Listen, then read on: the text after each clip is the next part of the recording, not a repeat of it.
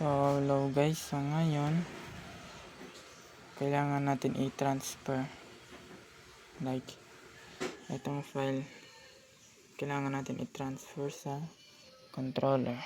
Sa 1024 natin. So, yung kailangan nyo ay yung flash drive. So,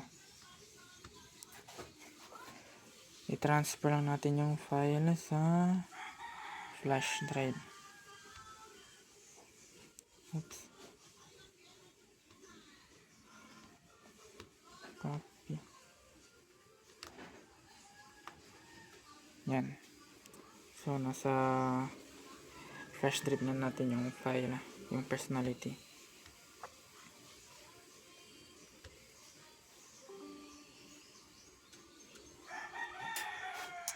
Tapos, pagdating dito, so,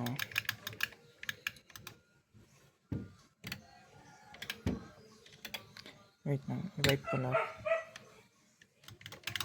So, dito, yung flash drive, i-insert natin sa controller.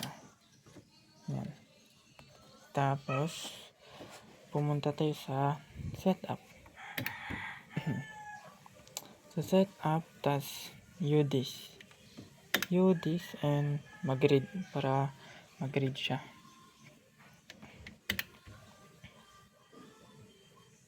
Yan. Sa exit, press natin yung patch.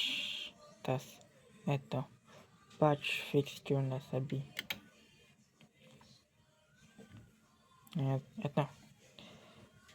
Nakita natin yung ginawa natin na personality na 200 watt. Tas, para i-save ito sa controller, i-select lang natin. Select. Tas, eto. I-patch na natin yung nakasave na siya sa controller natin. So, ayun.